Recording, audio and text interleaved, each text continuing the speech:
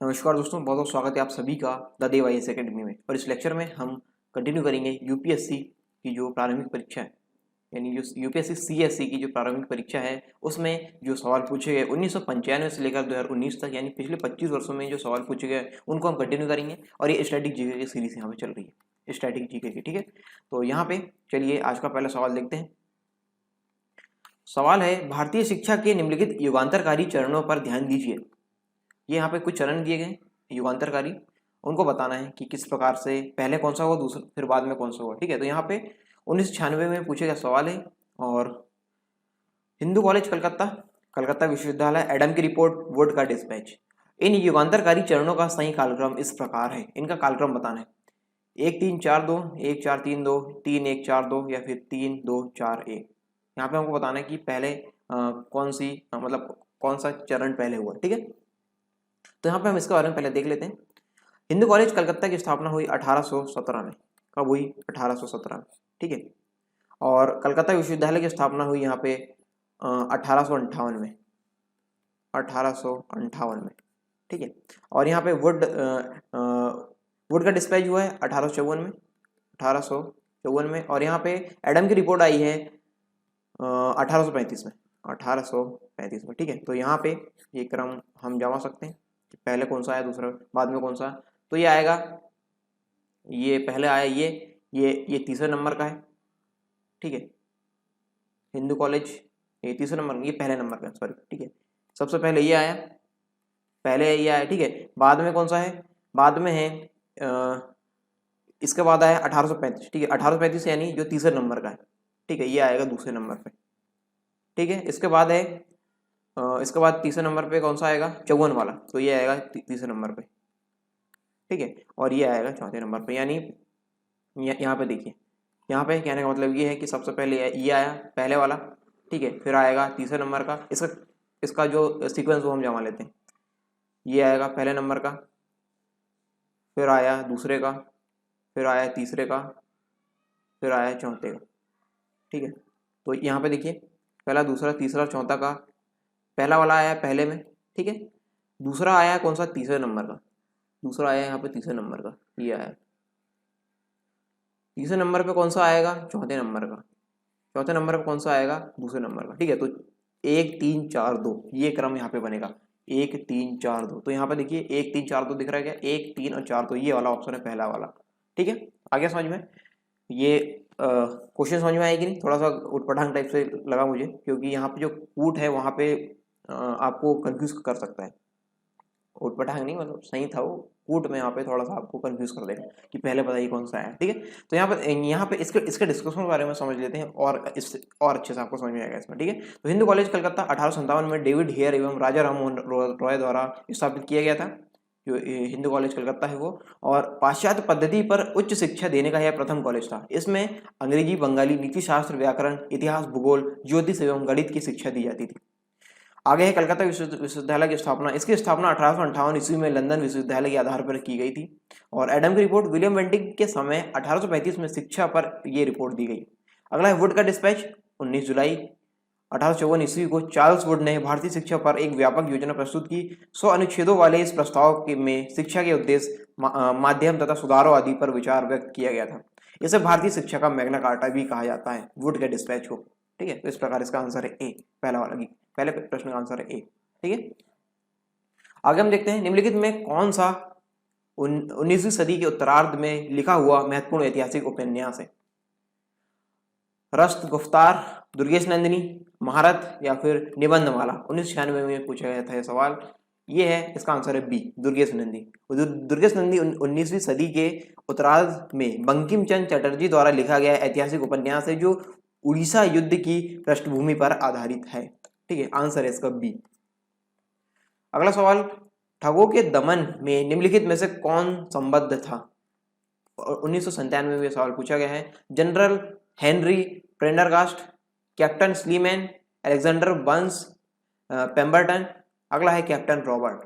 तो इसका आंसर है यहाँ पे बी, इसका आंसर है कैप्टन स्लीमन को लॉर्ड विलियम बेंटिंग 1828 से 35 ने ठगों के दमन के लिए नियुक्त किया था। ठीक है, आंसर है इसका बी। अगला सवाल है यहाँ पे, ये भी जो पहला सवाल था उसी के जैसा सवाल है। ये कूट में आपको कंफ्यूज कर सकता है। निम्नलिखित का सही कालानुक्रम क्या है, 1997 में पूछे गया सवाल है। ये यहाँ पे कालानुक्रम इसका बताना है। वुड का एजुकेशन डिस्पैच, मैकाले का minute of education, the Sargent the Sargent education report, Indian education Hunter commission.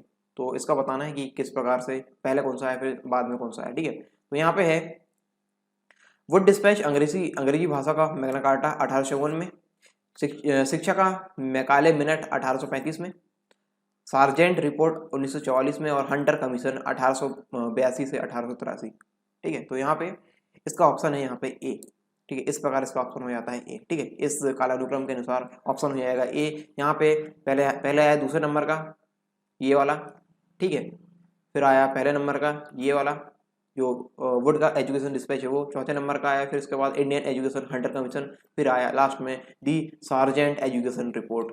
ठीक है, दी सार्जेंट जो सार्जेंट रिपोर्ट है 1944 में सबसे लास्ट में ये आई। ठीक है, तो पहले कौन सा आया था ये हमने देखा यहाँ पे 1835 वाला आया पहले, फिर 1854, फिर 1882-83, फिर आया 1944। ठीक है, तो इस प्रकार इसका आंसर हो गया ए। अगला सवाल है यहाँ पे, सूची 1 को सूची 2 से सम्मिलित कीजिए और सूचियों के नीचे दिए हुए कूट का प्रयोग करते हुए सही उत्तर का चयन कीजिए। 1997 में सवाल पूछे गए, सूची 1 और सूची 2, मोपाला विद्रोह, पावना विद्रोह, एका आंदोलन या फिर बिरसा मुंडा विद्रोह। यहाँ पे हमको देखना है कि किसका संबंध किससे है। ठीक है, केरल, बिहार, बंगाल, अवध, तो यहाँ पे इसका लगाना है हमको सही कौन सा है। तो हम इसका बारे में पहले जान लेते हैं कि किस प्रकार किसका संबंध किससे है। ठीक है, तो मोपला विद्रोह केरल से संबंधित है, पावना विद्रोह बंगाल से संबंधित। मोपला विद्रोह केरल से संबंधित है, ठीक है, और पावना विद्रोह है बंगाल से संबंधित, और जो बिरसा मुंडा विद्रोह है वो है बिहार से संबंधित, और एका आंदोलन है अवध से संबंधित। तो इस प्रकार यहाँ पे देख सकते हैं इसका आंसर क्या हो सकता है।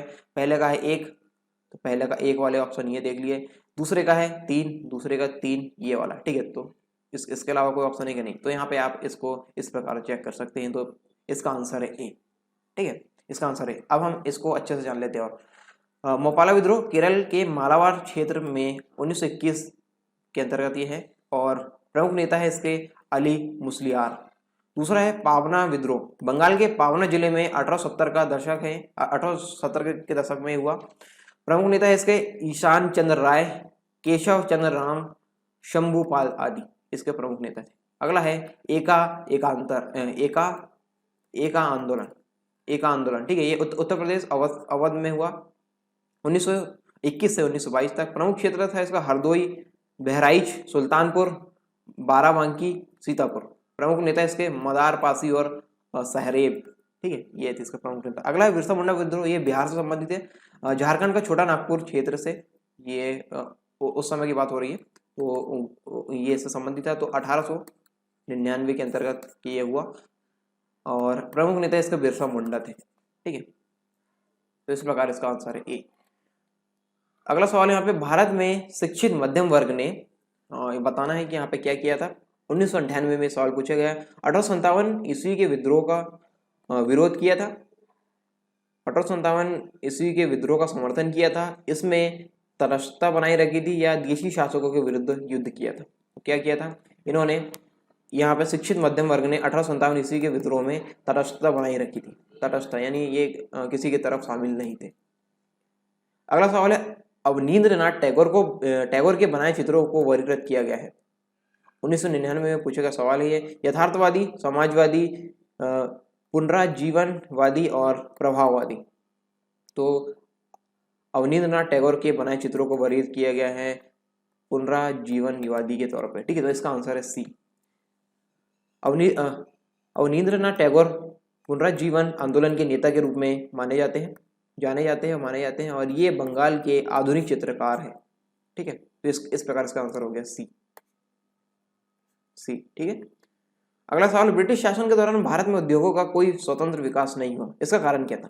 1999 में पूछे गया सवाल है, उद्योगों का अभाव, विदेशी पूंजी में कमी, प्राकृतिक संसाधनों की कमी और धनिक वर्ग द्वारा भू संपत्ति में निवेश करने को तरजीह दिया जाना। इस प्रकार किसका संबंध जो है इसका कारण से है। ठीक है, ब्रिटिश शासन के दौरान भारत में उद्योगों का कोई स्वतंत्र विकास नहीं हुआ, इसका कारण हमको बताना है। तो इसका कारण है आंसर ए, ठीक है, इसका आंसर है ए, उद्योगों का अभाव, उद्योगों का अभाव। हम जानते हैं इसके बारे में। और ब्रिटिश शासन के दौरान भारत में उद्योगों का कोई स्वतंत्र विकास नहीं हुआ। इसका कारण भारत में भारी उद्योगों का अभाव था। इसका कारण क्या था? भारत में भारी उद्योगों का अभाव था। भारत की लूट के जरिए जहां ब्रिटेन ने औद्योगिक क्रांति के लिए आवश्यक पूंजी का संचय हुआ, वहीं भारतीय कुटीर उद्योग को हतोत्साहित किया गया और अंग्रेजी शासन के चलते देसी रजवाड़े समाप्त हो गए, जो इस उद्योग के सबसे बड़े खरीदार एवं संरक्षक थे। अपने उद्योगों हेतु कच्चे माल की आवश्यकताओं के कारण ब्रिटेन की आर्थिक नीति भारत को कृषि प्रधान बनाए रखने की थी। तो इस प्रश्न का जो आंसर है वो है ए, उद्योगों के अभाव के कारण। ठीक है, अगला सवाल यहाँ पे, भारत में बनने वाली सर्वप्रथम कथा फिल्म टॉकी थी, मतलब जो बोलने वाली फिल्म। ठीक है, बोलने वाली फिल्म, जिसमें पहले फिल्म बनती थी कौन सी? म्यूट वाली। ठीक है, म्यूट वाली। इसके बाद जो पहली फिल्म बनी थी वो थी वो कौन सी फिल्म थी यहाँ पे पूछा गया है? हातिम ताई, पुंडलीक, राजा हरिश्चंद्र या फिर आलामारा। 1999 में सवाल पूछा गया था। तो और ये फिल्म थी आलामारा। ठीक है, आलामारा आंसर इसका बी। भारत में बनने वाली प्रथम टॉकी फिल्म, पहली बोलती फिल्म जिसको बोलते हैं, पहली बोलती फिल्म, ये है आलामारा। ठीक, अगला सवाल, अफगानिस्तान के प्रति एक जोश भरी अगर यानी जो फॉरवर्ड है, इस नीति का अनुसरण करने वाला गवर्नर जनरल था। 1999 में पूछा गया सवाल है ये, मिंटो, डफरिन, एल्गिन या फिर लिटन। तो ये इसका आंसर है लिटन, ऑप्शन है डी, लॉर्ड लिटन, 1876 से 80 तक। ठीक है, तो इस प्रकार ये आज के 10 प्रश्न यहाँ पर समाप्त होते हैं। ठीक है, thanks for watching the device academy.